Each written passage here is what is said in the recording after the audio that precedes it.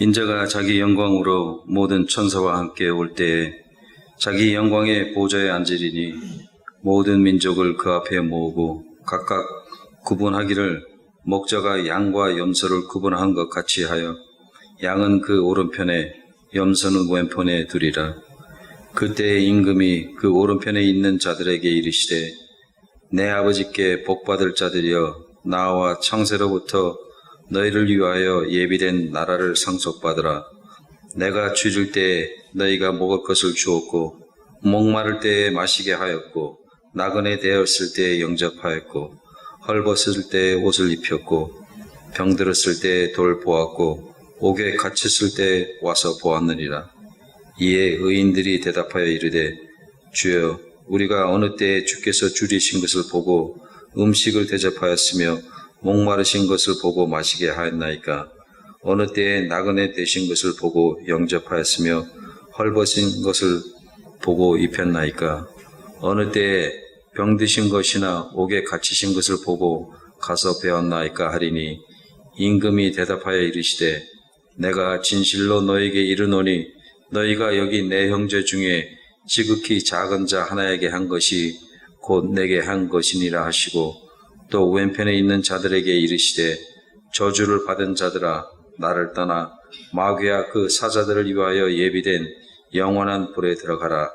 내가 쥐줄 때에 너희가 먹을 것을 주지 아니하였고 목마를 때에 마시게 하지 아니하였고 나그네 되었을 때 영접하지 아니하였고 헐벗을 때에 옷 입히지 아니하였고 병들었을 때와 옥에 갇혔을 때에 돌보지 아니하였느냐 하시니 그들도 대답하여 이르되 주여 우리가 어느 때에 주께서 줄이신 것이나 목마르신 것이나 나그네 되신 것이나 헐벗은 것이나 병드신 것이나 옥에 갇히신 것을 보고 공양하지 아니하더이까.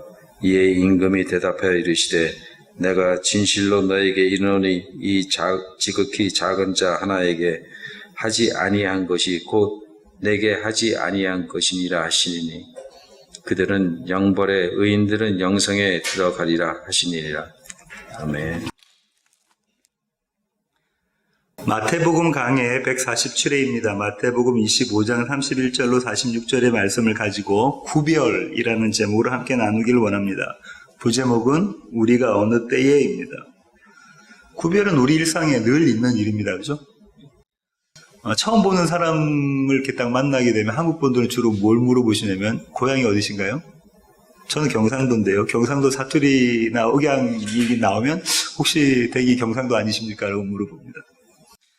어느 학교 나오셨나요? 고등학교, 중학교, 또 초등학교, 대학교 어느 학교 나오셨나요? 이렇게 물어보고 군대는 어디서 근무하셨습니까? 육군입니까? 공군입니까? 해군입니까? 부대는 어디셨죠? 종교는 뭘 갖고 계십니까? 교회 다니시나요? 불교 신자신가요? 교회 다니신다고 하면 교단이 어디신가요? 장로교인가요? 침례교인가요? 순복음인가요? 이렇게 물어보죠. 이렇게 물어보는 이유는 물어봐서 결국은 우리가 한편이다라는 동질감, 동지의식, 우리는 하나다라는 그런 묶는 수단으로 삼으려고 하는 거죠. 이렇게 구별이 생기면요, 묶어지면 구별이 생기게 되는 거잖아요. 이렇게 구별이 생기게 되면 그때부터 무엇이 일어나냐면 편애가 일어납니다.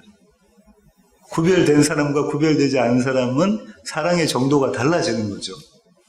그렇습니다.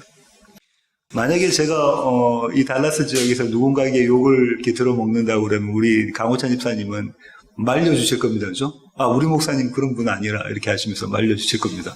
표정을 보니까 안 그러실 것 같기도 한데. 네. 팔은 안으로 굽는다라는 속담이 맞나요? 제 삶을 보니까 100% 맞습니다. 늘 그런 것 같아요. 제 삶 가운데 한 번도 틀린 적이 없었던 것 같습니다. 이런 가정을 해보죠. 아내가 지금 잠깐 이렇게 기침이 나서 밖에 나갔는데 이런 가정을 해봅니다. 아내와 저랑 여행을 가다가 갑자기 사고가 나서 물에 빠지게 됐어요. 다 모르는 사람만 있고 아내만 있습니다. 그럼 제가 누굴 먼저 건질까요? 네. 제 아내를 먼저 건지게 됩니다. 만약에 딸들이 그런 일이 있으면 딸을 건지게 되고요. 저희 가족이 없고 만약에 태양이가 그런 게 있으면 태양이를 건지게 되겠죠. 편애할 수밖에 없습니다. 구별이 생기면 그때부터는 편애할 수밖에 없는 거죠. 오늘 설교는 이 구별로 인한 그 결과인 편애에 관련된 내용입니다. 오늘 우리 강우찬 집사님이 이 성우 같은 목소리로 읽으셨던 이 본문은 신학자들은 이렇게 해석을 하는데요. 제가 한번 읽어보겠습니다. 고린도 오세본이라는 신학자는 이렇게 이야기합니다. 구원은 믿음으로 얻지만 성도는 윤리적 책임을 다하여야 한다. 구원은 믿음으로 얻는 겁니다. 그런가요? 행위가 아니라 구원은 믿음으로 얻는 것인데, 그렇지만 성도는 윤리적 책임을 다하여야 한다. 마이클 그린이라는 신학자는 이렇게 이야기했는데요. 우리는 기독교 사랑과 봉사로 드러나야 한다. 우리는 가난한 자들과 실직자들을 돌보지 않을 때 예수님이 자신과 동일시하신 자들을 돌보는 데 실패했다는 사실을 알아야 한다.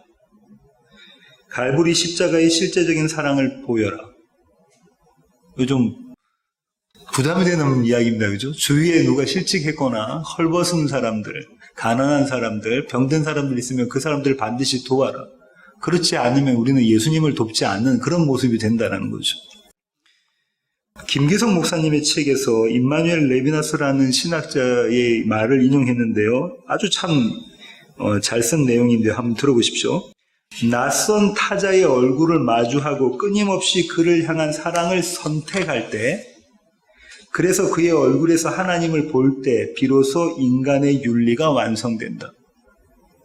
낯선 타자의 얼굴을 보고 그 사람을 사랑하는 걸 내가 선택을 할 때, 그래서 하나님의 얼굴을 그 순간에 볼 때 비로소 인간의 윤리가 완성된다. 이 낯선 타자는 막연히 얼굴을 모르는 사람이 아니라 우리가 대면하기 꺼리는 사람, 같이 있기를 싫어하는 사람이다. 이렇게 이야기를 하고 있습니다. 이 정도가 유명한 신학자들이 오늘 본문을 해석해낸 거고, 대부분의 교회들이 다 이렇게 믿고 있는데, 이렇게 되면은 저와 여러분의 상당한 부담으로 이게 작용을 합니다. 그렇죠? 이런 삶을 사시나요? 강호찬 집사님 주위에 계신 분 중에서 만약에 사업하다가 비즈니스가 망했다. 그럼 책임을 지시나요? 이런 경우 조금 전에 신학자들이 이야기한 것처럼 이렇게 내가 대면하기 꺼려하는 사람을 가까이 대면하고 그에게서 그를 내가 사랑하는 걸 내가 선택할 때, 나의 선택입니다. 선택할 때 비로소 하나님의 얼굴을 보고 우리의 윤리, 크리스찬 윤리가 완성된다. 상당히 부담스러운 말인데요. 오늘 본문에서는 또 신학적 논쟁이 있는 구절이 두 구절이 있는데요. 32절 한번 먼저 보시겠습니다. 32절. 모든 민족을 그 앞에 모으고라고 되어 있잖아요. 모든 민족이라는 단어가 나오는데 이 모든 민족이 누구를 가리키느냐? 이게 신학적으로 논쟁이 됩니다. 첫 번째는요, 모든 사람. 두 번째는요, 아니 이건 모든 성도야, 크리스찬이야. 세 번째는요, 성도도 아니고 유대인도 아닌 자. 성도도 아니고 유대인도 아닌 자. 안 믿는 사람들 중에 이방인들 중에 안 믿는 사람들. 네 번째는요, 성도가 아닌 자. 마지막으로는요, 유대인을 제외한 이방인 전체. 맨 마지막 주장은 세대주의자들이 하는 주장입니다. 세대주의자들이 하는 주장. 유대인을 제외한 모든 사람들. 그들은 왜 세대주의자들 그렇게 얘기하면 세대주의자들은 무조건 구원을 얻는 거거든요. 이스라엘 민족은. 그 다음에 또 논쟁이 된 구절이 40절 한번 보실까요? 너희가 여기 내 형제 중에 지극히 작은 자 하나에게 한 것이 곧 내게 한 것이니라. 그래서 지극히 작은 자란 도대체 누구인가? 이것도 첫 번째 모든 사람이 지극히 작은 자다. 두 번째는 모든 성도. 세 번째로는 선교사나 사역자들, 말씀을 전하는 자들. 네 번째는 유대인 크리스천들. 다섯 번째는 유대인 전체를. 이 다섯 번째가 이런 겁니다. 이방인 전체 중에서, 이스라엘 민족을 뺀 이방인 전체 중에서 이 지극히 작은 자는 이스라엘 사람이라는 거죠. 유대인. 그들에게 선을 베푸는 사람은 구원을 얻는다는 이야기입니다. 이 다섯 가지 중에 무엇인가를 한번 생각을 해보시고 오늘 설교 끝에 그 얘기에 대한 답을 한번 찾아보도록 하겠습니다. 오늘 본문의 위치는요, 마태복음이 5개 강론으로 되어 있다고 말씀을 드렸죠. 그 5개 강론의 지금이 마지막 강론의 마지막 부분입니다. 그 강론이 어떻게 시작했냐면 이렇게 시작했습니다. 24장 3절 보실까요? 마태복음 24장 3절. 강론의 동기가 나오는데요. 예수님께서 왜 이 강론을 하시는가? 24장 3절입니다. 예수께서 감난산 위에 앉으셨을 때에 제자들이 조용히 와서 이르되 우리에게 이르소서 어느 때에 이런 일이 있겠사 하며 또 주의 임하심과 세상 끝에는 무슨 징조가 있사오리까. 이 앞에 무슨 얘기가 있었냐면 제자들이 저 예루살렘 성전 한번 보세요. 너무 화려하고 아름답지 않습니까? 주님 뭐라 하시죠? 그 성전은 무너질 거다. 돌 위에 돌 하나도 남김없이 다 무너질 것이다. 제자들은 알고 있었죠. 유대인들은 알고 있었단 말입니다. 왜? 성전이 무너질 때는 하나님이 이스라엘을 버리신 때니까. 그때는 종말이 때구나. 그럼 그때가 언제입니까? 라고 물어보죠. 그때 주님께서 말씀해 주셨던 강론이 5번째 강론입니다.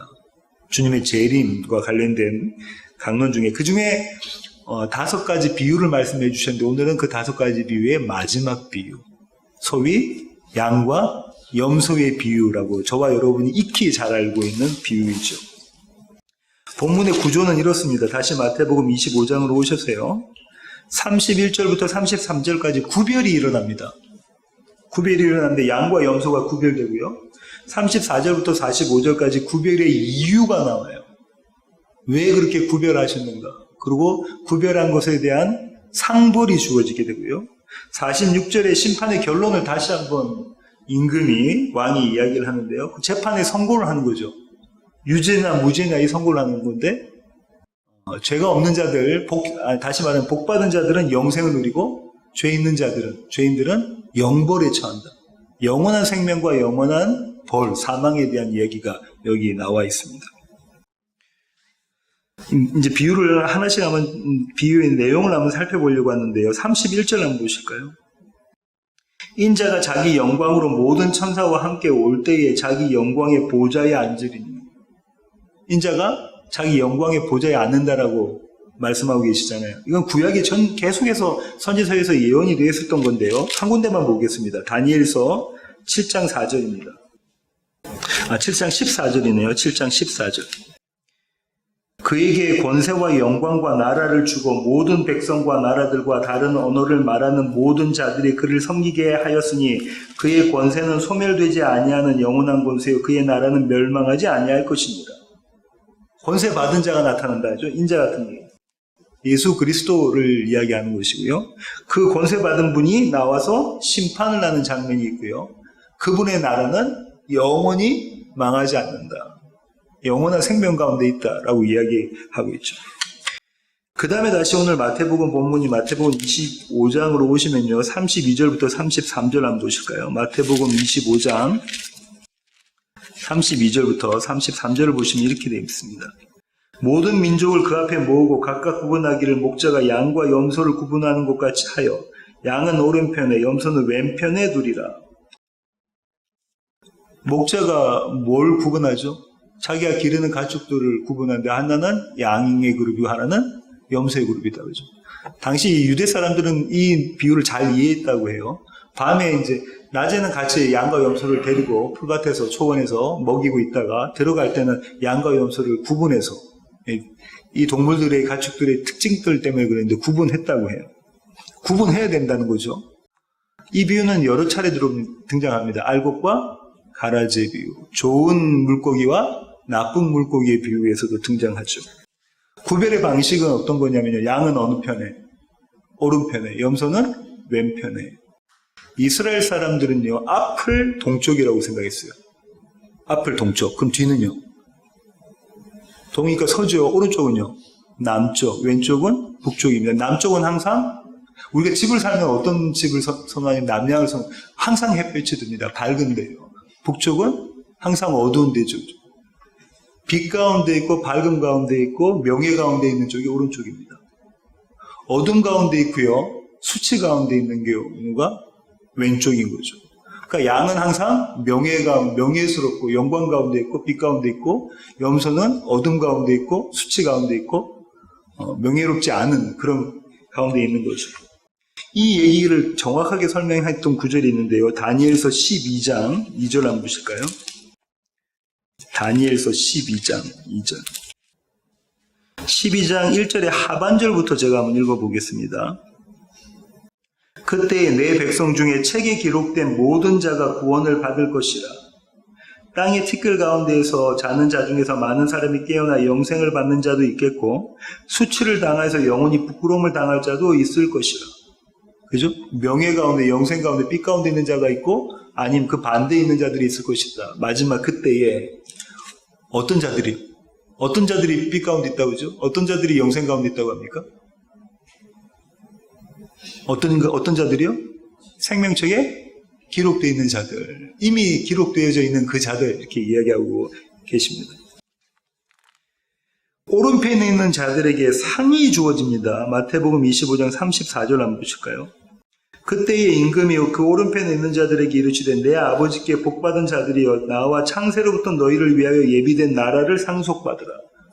상이 주어진데 그 상이 하나님의 나라, 천국이라고 하죠. 마태복음 5장 5절 한번 보시겠습니다. 5절. 온유한 자는 복이 있나니 그들이 땅을 기업으로 받을 것이요. 땅을 받는다, 기업으로. 그죠? 이 기업이 뭐냐면 상속이라는 거예요. 유산으로 받는 거. 이 땅은 어떤 땅인가요? 하나님 나라에 대한 이야기다. 그죠? 한 군데 더 보겠습니다. 마태복음 19장 29절. 마태복음 19장 29절입니다. 내 이름을 위하여 집이나 형제나 자매나 부모나 자식이나 전토를 벌인 자마다 여러 배를 받고 또 영생을 상속하리라. 여기서 상속해 주는 것이 뭐라고 하죠? 영생, 영원한 생명이 상속받는다. 그럼 하나님 나라는 곧 영원한 생명이라는 거예요. 하나님의 생명 가운데 동참하는 것이다라는 거예요. 가면 우리가 뭐 금면류관 쓰고 무슨 다이아몬드 이런 거 뭐 박힌 그런 거 하는 게 아니라 옛날에 저와 여러분이 배운 것처럼 뭐 우리 집은 화려한 금으로 만들고 보석으로 만들어진 그런 것이 아니라 뭘 누린다? 사망이 아닌 영원한 생명을 누리는 것, 그것이 하나님 나라 천국이다. 이 얘기를 지금 해주시고 계신다. 그죠? 그리고 난 다음에 이 상 주시는데 상 주신 이유를 말씀해 주세요. 35절부터 36절 한번 보시겠습니다. 마태복음 25장 35절로 36절. 내가 줄일 때에 너희가 먹을 것을 주었고 목마를 때에 마시게 하였고 나그네 되었을 때에 영접하였고 헐벗을 때에 옷을 입혔고 병들었을 때에 돌보았고 옥에 갇혔을 때에 와서 보았느니라. 너희가 나에게 뭘 베풀었다는 거죠? 자비를 베풀었다. 은혜를 베풀었다. 너희가 나를 구제했다라고 이야기하고 계시는 겁니다. 그죠?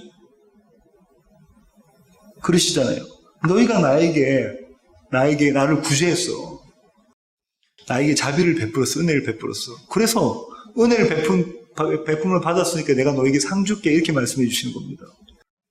그러자 의인들이, 오른편에 있었던 의인들이 이렇게 반문을 하죠. 37절부터 39절을 보십시오.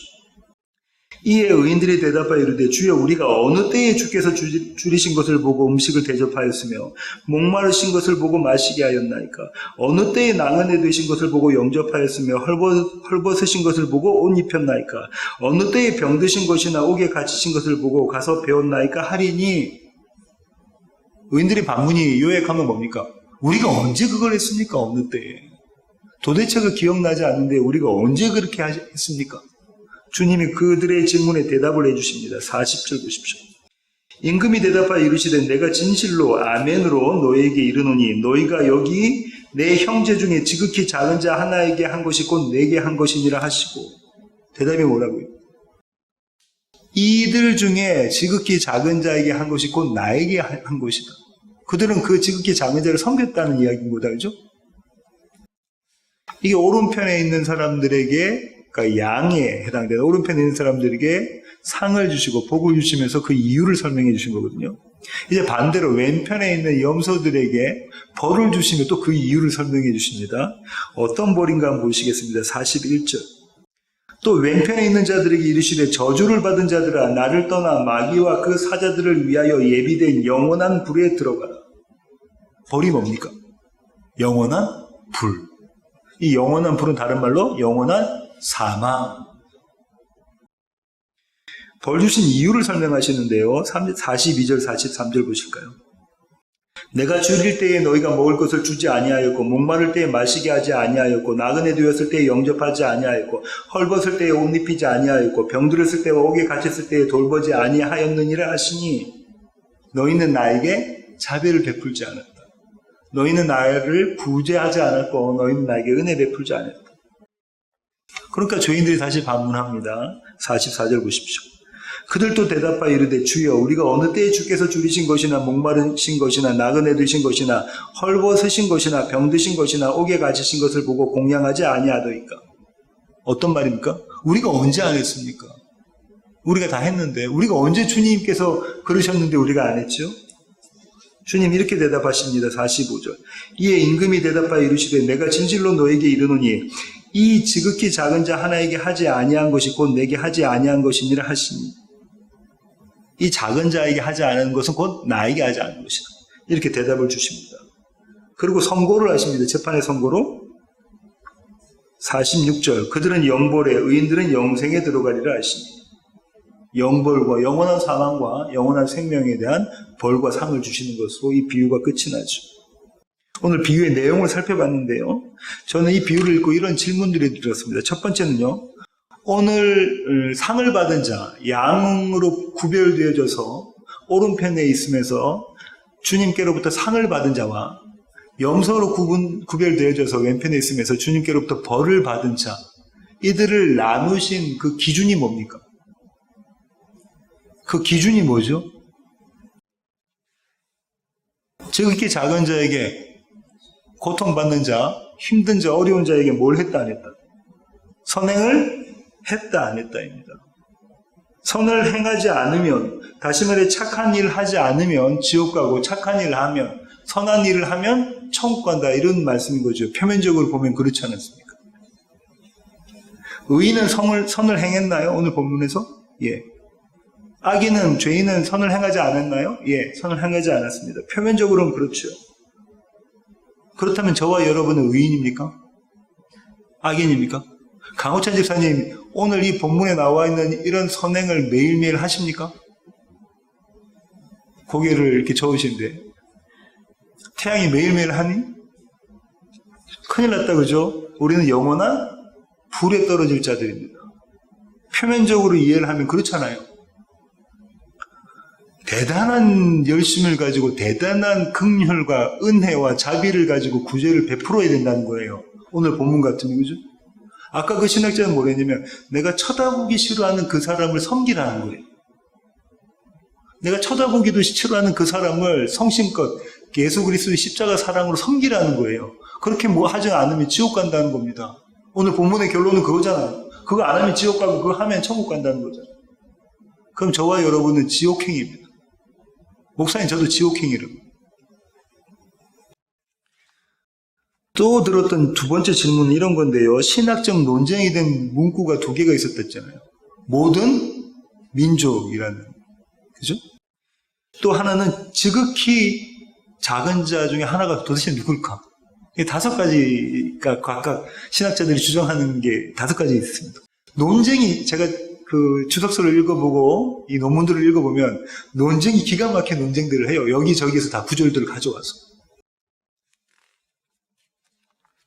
여기에 대한 답을 찾으려고 하는데요. 첫 번째, 착한 일과 관련된 질문에 대한 답. 34절과 41절 보실게요. 34절과 41절 제가 다시 한번 읽어보겠습니다.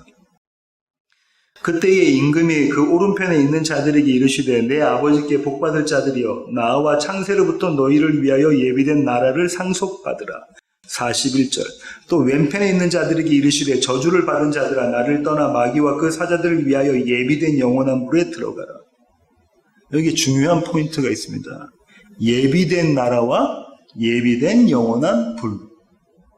예비된 영원한 생명과 예비된 영원한 사망에 대한 이야기가 있습니다. 동사가 시제가 완료형입니다. 이미 끝나버린 일이라는 거예요. 이미 끝나가지고 적용되고 있다는 얘기입니다. 이미 완성된 일이라는 거죠. 심지어 뭐라고 이야기했냐면요. 주님께서 이렇게 말씀하셨는데요. 창세 전부터 너희를 위해서 예비됐다라고. 마귀와 그 사자들을 위해서 예비됐다고 합니다. 그죠? 그 얘기는 저와 여러분이 태어나기도 전에 그 전부터 이미 영원한 생명과 영원한 사망은 예비가 되어져 있다, 준비가 되어져 있었다라는 거예요. 그 자리에 내가 지금 집어넣겠다라는 말씀이신 거예요. 또 한 가지 더 힌트가 되는 게 34절인데요. 34절에 보시면 상속이라는 단어가 나옵니다. 그죠? 상속이라는 단어가 나와요. 아까 우리가 상속에 대한 걸 찾아봤잖아요. 땅을 유업으로 받을 것이 상속으로, 또 영원한 생명을 받을 것이다라고 되어져 있잖아요. 어떤 자들, 창세전에 이미 택하신 자들은 그렇죠. 상속의 조건은 부모가 자녀들에게 상속할 때 자녀가 착한 일을 많이 하면 상속해 주나요? 아니면 자녀가 부모의 자녀이면 그냥 상속이 되는 겁니까? 상속의 조건은요, 그 사람이 어떠함이 아니라 그 사람이 물려줄 사람과의 갖고 있는 관계로 인해서 상속이 되는 거죠. 그죠? 이것은 저와 여러분이 어떤 착한 일을 많이 해서 되는 것이 아닙니다. 오해하지 마십시오. 착한 일 하지 말라는 얘기가 아니라 착한 일은 저와 여러분의 구원에 관계가 없다는 얘기예요. 하등의 관계가 없다는 것입니다. 바울이 이것을 잘 지적해 놨는데요. 로마서 9장 11절 가보시겠습니다. 로마서 9장 11절부터 23절 좀 깁니다.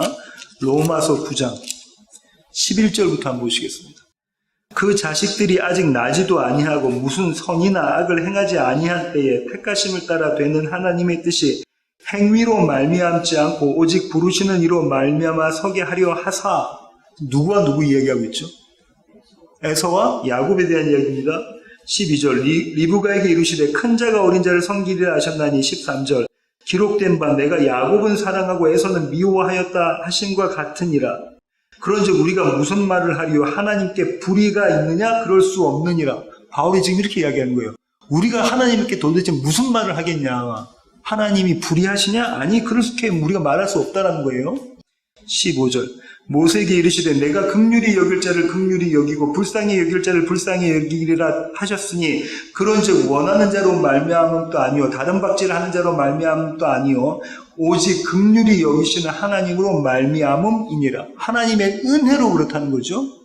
17절 성경이 바로에게 이르시되 내가 이 일을 위하여 너를 세웠으니 곧 너로 말미암아 내 능력을 보이고 내 이름이 온 땅에 전파되게 하려 함이라 하셨으니 그런즉 하나님께서 하고자 하시는 자를 긍휼히 여기시고 하고자 하시는 자를 완악하게 하시느니라. 하나님께서 누구를 완악하게 하셨다는 거예요? 애굽 왕 바로를 완악하게 하셨다는 거예요. 그죠? 이렇게 되면 저와 여러분에게는 질문이 됩니다. 어떤 질문? 그렇다면 바로가 뭐 잘못했어요? 하나님이 다 그렇게 만드셨는데. 그 질문을 바울이 하죠. 그런즉 19절 혹 내가 내게 말하기를 그러면 하나님이 어찌하여 허물하시느냐? 누가 그 뜻을 대적하느냐 하리니 이 사람아 네가 누구이기에 감히 하나님께 반문하느냐? 지음을 받은 물건이 지은 자에게 어찌 나를 이같이 만들었느냐 말하겠느냐? 토기장이가 진흙 한 덩어리로 하나는 귀이 쓸 것을 하나는 친이 쓸 그릇을 만들 권한이 천이 쓸 그릇을 만들 권한이 없느냐? 만일 하나님이 그의 진노를 보이시려고 그의 능력을 알게 하고자 하사 멸하기로 준비된 진노의 그릇을 한 그릇은 멸하게 돼 있다는 거죠. 영원한 사망에 넣게끔 돼 있다는 거예요.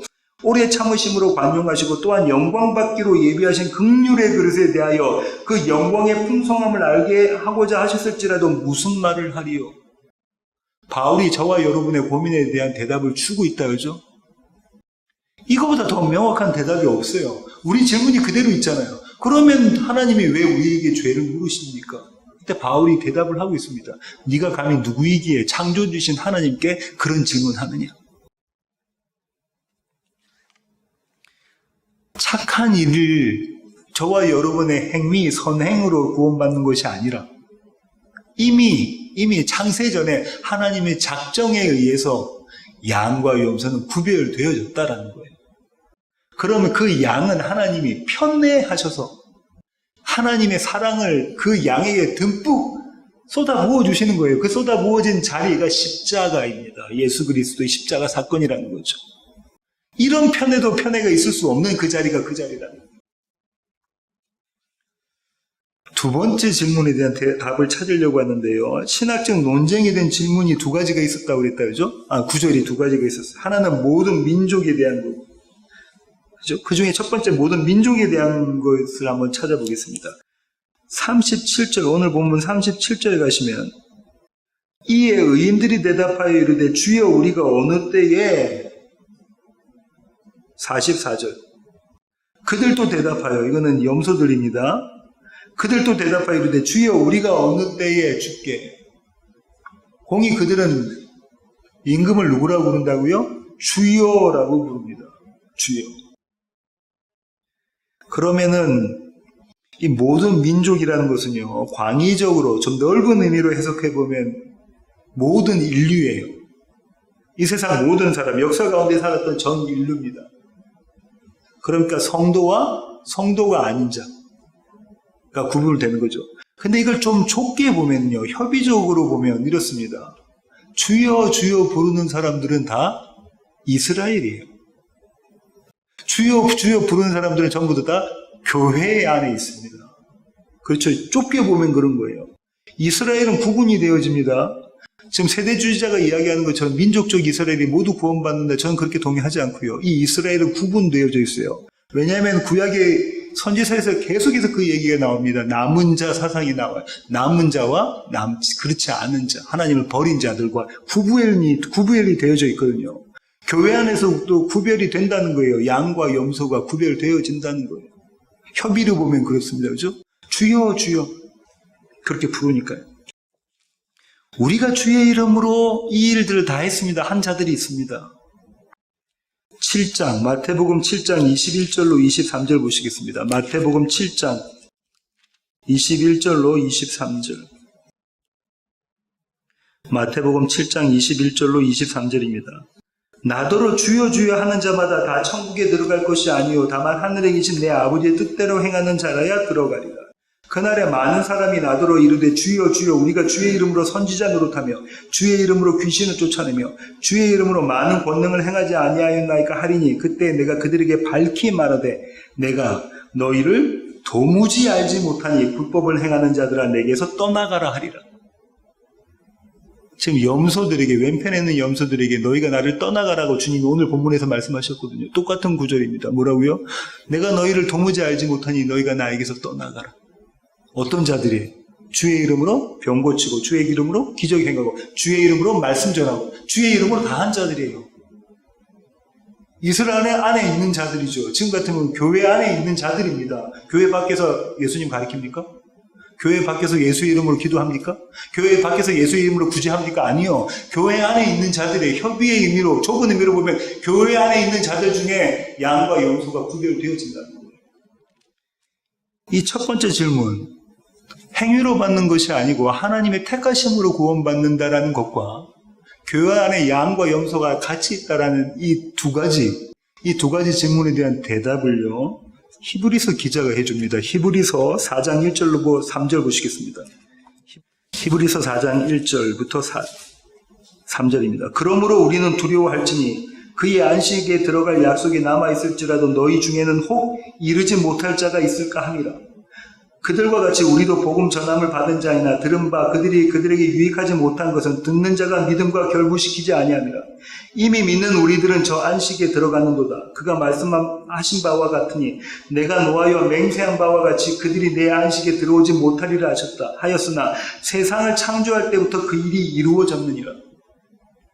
히브리서 기자도 뭐라고 하냐면 세상이 창조될 때부터 이미 안식할 자와 그렇지 못할 자, 영원한 생명에 들어갈 자와 영원한 사망에 들어갈 자가 정해져 있다. 한데 두렵고 떨리는 마음을 갖고 있으라. 왜? 교회 안에 그 자들이 정해져 있다는 거잖아요. 교회 안에. 주여라고 불렀던 자들이 공이 양과 염소 다 주여라고 불렀잖아요. 주여 주여라고 불렀는 그 자들이 공이 다 뭐라고 이야기하냐면 우리가 어느 때에 우리가 어느 때에 우리가 어느 때에 라고 이야기합니다. 우리가 어느 때. 그 얘기는 그들은 모두 착한 일을 행한 자라는 얘기인가요? 아니라는 얘기입니다. 누군 하고 누군 안 했던 얘기가 아니죠. 모두 다 착한 일을 했다는 거예요. 착한 일을 했는데 한 그룹의 대답은, 오른편에 있는 양의 그룹의 대답은 우리가 언제 했습니까? 였고 왼편에 있는 염소들의 그룹은 어떻게 해요? 우리가 언제 안 했습니까? 라는 질문이었다는 거예요. 서기관과 바리새인들은 열심을 내었나요? 유대 사람들의 종교 생활은 대표적으로 이야기하고 있는 종교 생활이 뭐죠? 예, 금식하고 기도하고 구제하는 겁니다. 금식, 기도, 구제가 대표적인 거죠. 그래서 산상수훈에서 그걸 제가 설명을 드렸고요. 금식, 기도, 구제하는데 이 구제를 어떤 방식으로 하냐면 금식을 하는 거 모아서 구제를 합니다. 대단한 자비와 대단한 열심을 가지고 선행을 행하는 자들이에요. 그렇지 않습니까? 의인이라는 단어를 히브리어로 찾아보면요, 짜디크예요. 짜디크. 구제라는 단어가 찌닥합니다. 어원이 같아요. 그러면요, 의인은 뭐 하는 사람이라고요? 구제하는 사람이라는 거예요. 히브리 사람들의 사고 안에는, 신학 안에는 의인은 구제하는 사람이라는 거예요. 그럼 이 사람들이 구제를 했다는 얘기예요, 안 했다는 얘기예요? 엄청 열심으로 구제를 했다는 자들입니다. 어마어마한 열심 가지고 구제를 했던 자들이에요. 그럼 구제를 했던 자들이니까 주님, 제가 언제 안 했습니까? 라고 물어보고, 주여, 제가 언제, 어느 때에 제가 안 했습니까? 헐벗은 자를 보고 제가 언제를 안 했고요. 병든 자에게 제가 언제 안 고쳐 그들을 위로하지 않았고요. 감옥에 갇힌 자들을 제가 언제 안 돌봤습니까? 제가 언제 다 안 했어요. 고아와 과부와 나그네를 제가 성심껏 도왔는데요. 섬겼는데요. 구제했는데요. 이게 그들의 대답인 거죠. 그들의 질문입니다. 그들의 이 변론 같은 반문은 당연한 건가요? 상식적입니까? 합당한 건가요? 합당하지 않습니까?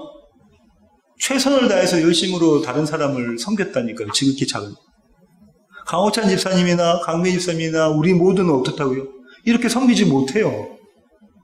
우리 먹고 마시고 우리가 즐겁게 노는 데 쓰지. 내 옆에 있는 사람이 굶주려 하고 힘들어 할 때 우리가 조금씩 하죠. 이 서기관과 바리새인들처럼 하지 못하고 있단 말이죠. 심지어 어떻게 이야기했냐면요. 어떤 부자가 이렇게 이야기합니다. 주님, 저는 그걸 어려서부터 다 지켰습니다. 제가 어려서부터 다 지켰습니다. 이게 서기관과 바리새인이 주장하는 거예요. 언제 우리가 안 했습니까? 우리는 단 한순간도 빼어놓지 않고 그 일들을 다 했습니다라고 이야기하는 거죠.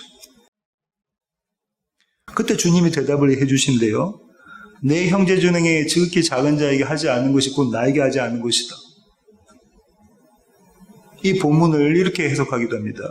10장, 마태복음 10장 40절로 42절. 마태복음 10장 40절로 42절. 너희를 영접하는 자는 나를 영접하는 것이요 나를 영접하는 자는 나를 보내신 이를 영접하는 것이니라. 선지자의 이름으로 선지자를 영접하는 자는 선지자의 상을 받을 것이요 의인의 이름으로 의인을 영접하는 자는 의인의 상을 받을 것이요 또 누구든지 제자의 이름으로 이 작은 자 중 하나에게 냉수 한 그릇을 주는 자는 내가 진실로 너에게 이르노니 그 사람이 결탄코 상을 잃지 아니하리라 하시니라. 이 구절은 이미 제가 설교에서 아실 텐데요. 이 구절이 어떻게 해석되기도 하냐면요. 그때 당시에 예수님의 제자들, 그 사도들, 또 선교사들은 지금으로 보면 선교사님들과 목회자들이다, 목사님들입니다. 그러니까 성도요. 냉수 한 그릇 목사님께서 대접하면 하늘에 상이 있다고 하니까 잘 대접해요. 잘 대접하셔야 됩니다. 그죠? 강호찬 집사님 저를 잘 대접하셔야 됩니다. 그러면 천국에 상이 있대요. 한 번 대접하실 때마다 크레딧이 거기 올라가는 거예요. 이 지극히 작은 자를 주님께서 뭐라고 말씀하셨냐면요. 줄인 자, 목마른 자, 나그네 된 자, 헐벗은 자, 병든 자, 옥에 갇힌 자. 잘 생각해 보십시오. 줄인 자, 목마른 자, 나그네 된 자, 헐벗은 자, 병든 자, 옥에 갇힌 자. 이 지극히 작은 자로 오신 분이 누구십니까? 예수 그리스도이십니다. 그분이 십자가상에서 뭐라고 하셨죠? 내가 목마르다 하십니다. 내가 추리고 목마르다라고 주님께서 말씀하시죠. 그 십자가상에서 옷이 다 벗겨지시나요? 옷이 입혀지는 것이 아니라 옷이 벗겨지는 그림이 그려져 있죠. 그분은 세상의 법정에서 또 유대인의 법정에서 재판을 받으시나요? 예, 옥에 갇히신 바 된 분이시죠. 그분은 병의 결정체라고 할 수 있는, 결과라고 할 수 있는, 결론이라고 할 수 있는 사망을 경험하시나요? 예, 그렇습니다. 그분은 저 하늘에 계신 분인데 이 낮고 낮은 땅에 오셔서 나그네 삶을 사신 분인가요? 예, 그렇습니다. 그러니까 줄인 자, 목마른 자, 나그네 자, 헐벗은 자, 병든 자, 옥에 갇힌 자는 이 지극히 작은 자는 바로 예수 그리스도이십니다. 이 모든 것을 짊어지신 분, 그분이 지극히 작은 자이시죠. 그 지극히 작은 자에게 베풀지 않았다는 것은 그분을 영접하지 않았다는 겁니다. 그분을 맞아들이지 않았다는 거죠. 그분의 복음, 제자들이 전하고 지금 교회들이 전하는 그 복음을 믿지 않았다는 거예요. 왼편에 선 염소들은요, 이 지극히 작은 자를 십자가에 매답니다. 이 염소들이 교회 밖 말고 교회 안에도 있다고 말씀드렸어요. 십자가에 동일하게 그들은 예수 그리스도를 십자가에 못 박습니다. 지극히 작은 자. 44절 한번 보실게요. 마태복음 25장 오늘 본문의 44절. 맨 마지막 구절 한번 보겠습니다. 옥에 갇히신 것을 보고 공양하지 아니하더이까. 지금까지 제가 설명했던 것들을 쭉 이야기하면서 염소들이죠. 왼편의 염소들이 우리가 언제 공양하지 않았습니까? 이 공양이라는 단어가 섬김이라는 단어인데요. 이 단어가 마태복음에서 어떻게 쓰였는가 한번 볼게요. 4장 11절 한번 보실게요. 마태복음 4장 11절. 마태복음 4장 11절. 이에 마귀는 예수를 떠나고 천사들이 나와서 수종드니라. 이때 수종이 그 단어입니다. 천사들이 예수 그리스도를 영접하는 장면이 그려져 있다죠. 8장 15절. 마태복음 8장 15절. 그의 손을 만지니 열병이 떠나가고 그 여인이 일어나서 예수께 수종드니라. 베드로의 장모가 열병에 걸렸죠. 예수님께서 그 장모의 병을 고쳐주십니다. 그러니까 이 베드로의 장모가 일어나서 예수님을 수종듭니다. 섬기는 거예요.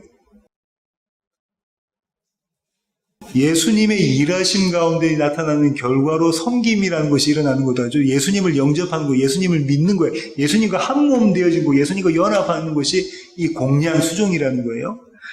한 군데 더 볼게요. 27장 55절. 마태복음 27장 55절.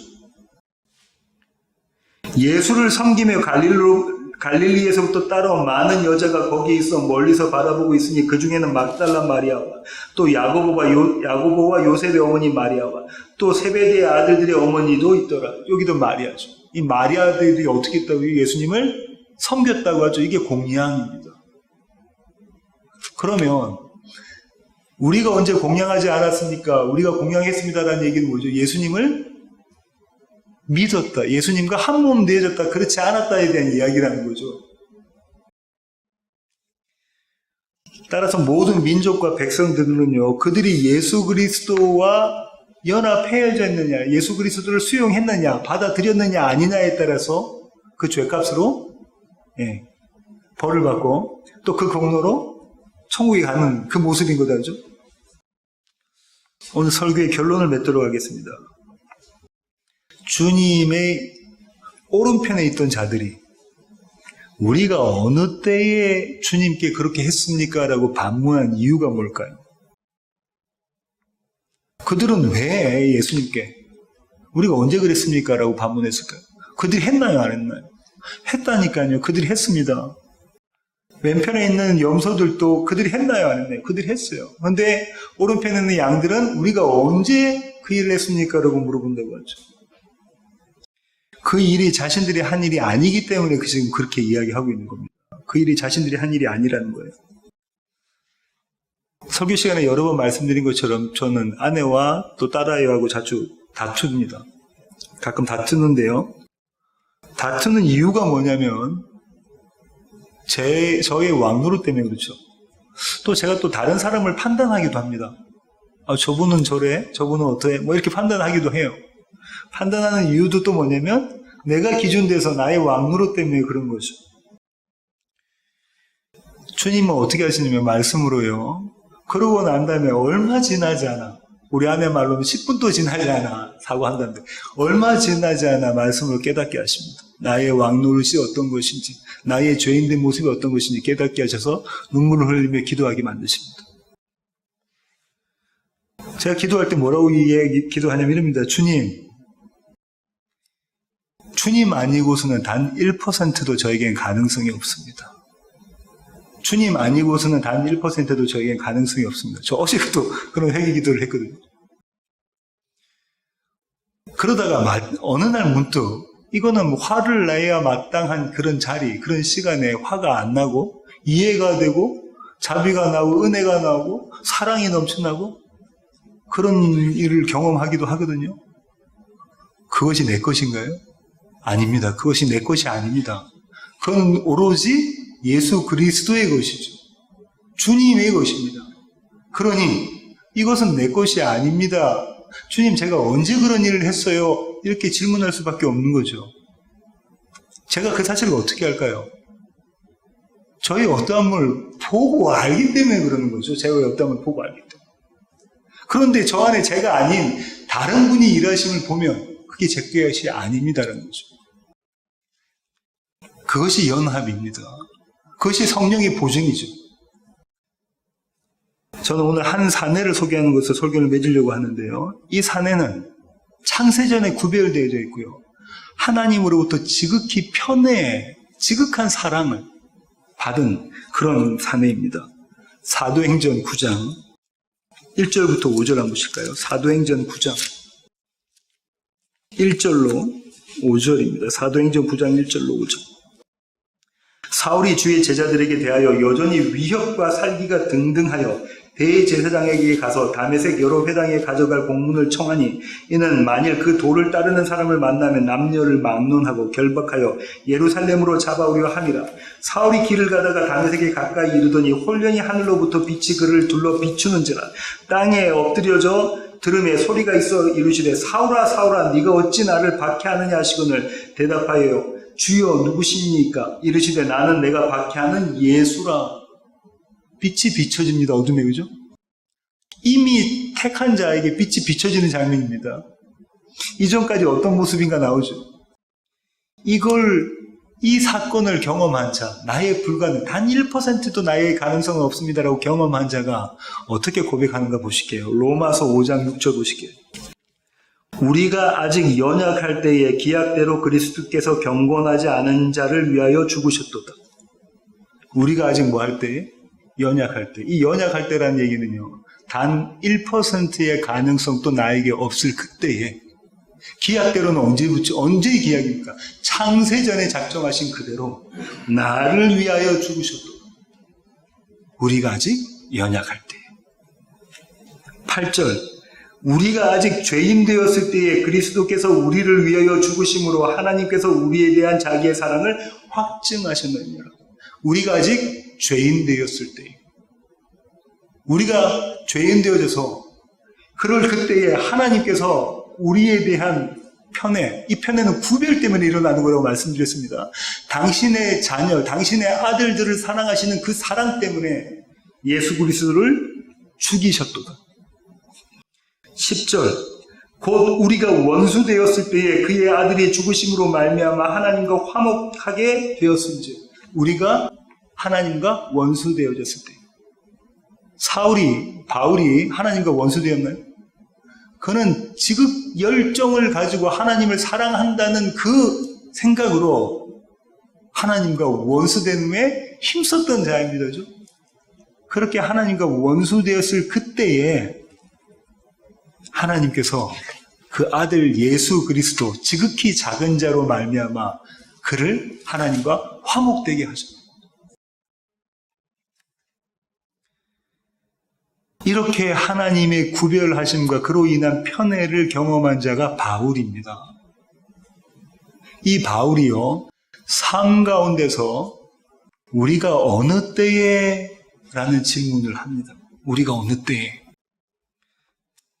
빌립보서 보실까요? 1장 15절부터 한번 보시겠습니다. 빌립보서 1장 15절부터 21절까지 읽겠습니다. 빌립보서 1장 15절. 어떤 이들은 투기와 분쟁으로, 어떤 이들은 착한 뜻으로 그리스도를 전파하나니, 어떤 이들은 무엇으로, 어떤 의도를 가지고요? 투기와 분쟁으로 예수를 전하고, 또 어떤 이들은 착한 뜻으로 예수를 전한다고요? 이들은 내가 복음을 변증하기 위하여 세우심을 받은 줄 알고 사랑으로 하나 착한 뜻으로 하는 사람들은 그들은 나의 매임에 괴로움을 더하게 할 줄로 생각하여 순수하지 못하게 다툼으로 그리스도를 전파하느니라. 뭐라고요? 바울을 곤혹스럽게 하려고 예수를 전한다는 거예요. 바울을 곤혹스럽게 하려고. 18절. 그러므로 무엇이냐? 거치려고 하냐? 참으로 하나? 무슨 방도로 하든지 전파되는 것은 그리스도니 이로써 나는 기뻐하고 또한 기뻐하리라. 바울이 뭐라고 하냐면요. 그들이 내가 잘못되기를 원하는 마음으로 예수 그리스도를 전할지라도 예수 그리스도가 선포되어지고 전해지니 나는 기쁘다는 거예요. 조금 심한 말로 하면 미친놈입니다. 바울은 미친놈 아닙니까? 나를 욕되게 하는데 그 자리에서 예수가 전해지니 나는 기쁘다라고 이야기한다니까요. 누구만 할 수 있냐면 내가 죽은 자만 할 수 있고 그리스도만 사시는 자만 할 수 있는 그 고백이잖아요. 바울이 그 얘기를 합니다. 19절. 이것이 너희의 간구와 예수 그리스도의 성령의 도우심으로 나를 구원에 이르게 할 줄로 아는 거로 나의 간절한 기대와 소망을 따라 아무 일에든지 부끄러워하지 아니하고 지금도 전과같이 온전히 담대하여 살든지 죽든지 내 몸에서 그리스도가 존귀하게 되게 하여 하나니 이는 내게 사는 것이 그리스도니 죽는 것도 유익합니다. 사나 죽으나 나는 예수 그리스도가 나의 주인이다. 이게 바울의 능력으로 바울의 지혜로 할 수 있는 고백입니까? 태양이 그런 고백하니? 누가 너한테 막 욕을 해. 근데 예수가 증거돼. 그러면 어때? 욕하는 사람이 눈에 먼저 들어오지. 누구의 능력이냐면 바울 안에 계시는 그와 연합함 한몬된 예수 그리스도의 능력입니다. 그러니 바울은 입술로 어떻게 지금 고백하는 거냐면 주님 우리가 어느 때에 이 고백을 해놓고도 주님 우리가 어느 때에 주께 그런 대접을 했습니까? 라고 고백할 수밖에 없는 거예요. 왜냐하면 이 고백은 바울의 고백이 아니라 그 안에 계신 예수 그리스도의 고백이기 때문에 그런 거죠. 다 주님이 하셨습니다. 다 주님이 하셨어요. 다 이루셨도다. 내가 다 이루었다 하셨던 그분이 다 하셨습니다라고 하는 고백이 바울의 고백인 거예요. 그 고백을 담아서 바울이 이렇게 이야기합니다. 고린도전서 15장 9절로 10절. 오늘 찾으시는 본문의 마지막인데요. 고린도전서 찾으셨으면 제가 한번 읽어보겠습니다. 나는 사도 중에 가장 작은 자라. 나는 하나님의 교회를 박해하였으므로. 뭐라고 하죠? 나는 하나님의 교회를 박해하였으므로 사도라 칭함받기를 감당하지 못할 자니. 이 구절에서 그 구절을 로마서 구절을 보셔야 돼요. 나는 하나님의 교회를 박해하던 자. 아까 사도행전 9장에 어떤 때 내가 연약할 때에, 내가 1%의 가능성도 없을 때에, 내가 죄인 되었을 때에, 내가 하나님과 원수되어서 하나님의 백성들을 핍박할 그때에 나를 사랑하셔서 예수 그리스도를 십자가에 달려 돌아가시게 하신 그분. 그러나 내가 나된 것은 하나님의 은혜로 된 것이니, 내가 나된 것은 나의 열심이 아니라 하나님의 은혜로 된 것이니, 내게 주신 그의 은혜가 헛되지 아니하여 내가 모든 사도보다 더 많이 수고하였으나. 바울이 수고했대요, 안 했대요? 내가 모든 사도보다도 내가 더 많이 수고를 했다. 내가 더 많은 착한 일을 했다. 내가 더 많은 선한 일을 했다. 그랬으나 내가 한 것이 아니요 오직 나와 함께 하신 하나님의 은혜로다. 이것은 내가 한 것이 아니다. 내 안에 계신 그분이 하신 것이야. 그러니까 이런 내가 주님을 만날 그때에 할 수 있는 고백은 주님 내가 어느 때에 그렇게 했습니까? 주님이 다 하셨는데. 이 고백이 나올 수밖에 없습니다. 어떤 자가요? 나의 연약함과 나의 죄인됨과 나의 하나님과 원수됨을 철저히 깨달아 아는 그 자가 주님 나에겐 단 1%의 가능성도 없으니 주님이 나를 다스려 주십시오. 주님이 드러나셔야 됩니다. 주님이 하셔야 됩니다. 그렇게 고백하는 자에게 나오는 고백이 이 바울의 고백입니다. 내가 나된 것은 오직 하나님의 은혜이다. 내가 나된 것은 오직 하나님의 은혜이다. 이 고백으로 사시는 세워지는 교회 모든 가족 되기를 원합니다. 기도하시겠습니다. 주님 그렇습니다. 하나님, 우리는 우리의 의가 조금이라도 드러나면 주님, 어느 때에 제가 주님께 대접하지 않았습니까? 라고 반문합니다. 하나님, 이 모습들이 저희들의 모습입니다. 하지만 하나님, 창세전에 저희들을 택하셔서 우리를 그대로 내버려 두지 않으시고, 그래서 하나님, 우리의 어떠함을 보게 하시고 하나님의 은혜를 경험하게 하시니 주님 감사합니다. 이 은혜로 살아가는 세워지는 교회 모든 가족들에게 주님 저희들을 붙잡아 주시옵소서. 이제는 우리 주 예수 그리스도의 놀라우신 구원의 은혜와 하늘 아버지의 크고 극진하신 사랑과 우리 안에 내주하셔서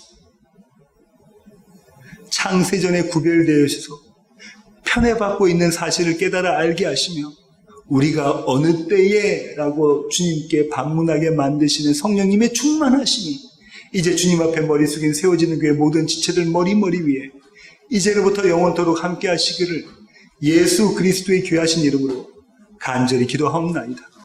아멘.